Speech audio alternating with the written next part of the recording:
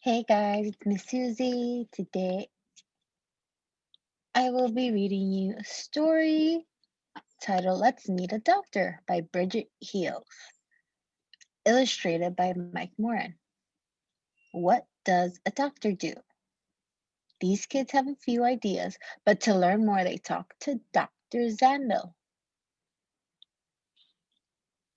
Chapter 1, the Youngest Patients. Our class is on a mission.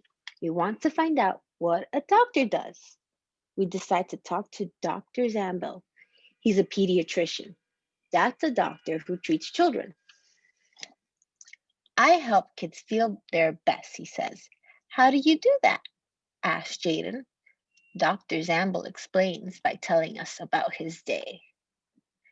Doctors are workers in the community.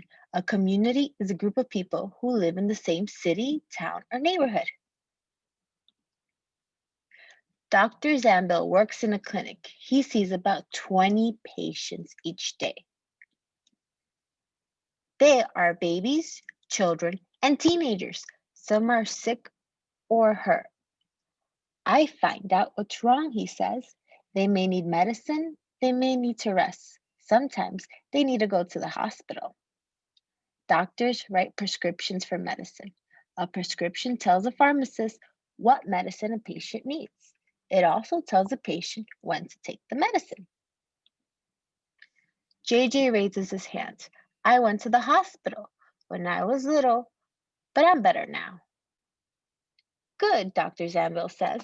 That's our goal. We want you to be healthy so you can reach your goals too. My goal is to be a tightrope walker, Nick says. Uh-oh, Dr. Zambil says. Sick or injured children may see a specialist. A specialist is a doctor who treats one part of the body. Pediatricians. Chapter 2, Checkups. I went to the doctor when I wasn't sick.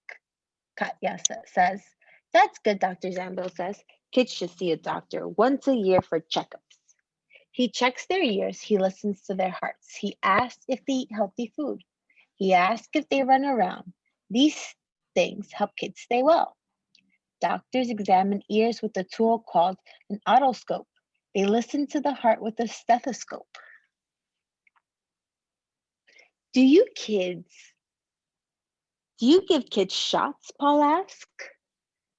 Shots make you immune to some diseases such as measles. That means your body protects itself from the germs that can cause that disease. Nurses do, Dr. Zambil says. They took classes. They know how to make the shots hurt less. Chapter 3, Doctor School. Did you have to take classes too? Asked Paul. Yes, lots of them, Dr. Zambil says. We learned that Dr. Zambil went to grade school for 9 years, high school for 4 years, and college for 4 years. Then he had medical school and training for 7 years. That's 24 years of school and a lot of homework. Medical school lasts 4 years. Then students become residents and fellows. They see patients. Other doctors help them. This takes 3 to 10 years. When I'm not at the clinic, I teach, Dr. Zambil says. Like Mrs. Nugyan, we say, looking at our teacher. Yes, but I don't teach in a classroom, he says. I teach at the hospital. My students learn to be doctors by seeing real patients. Lainey raises her hand. I was a real patient. I went to the hospital when I broke my arm. You probably had an x-ray, Dr. Zambil holds one up.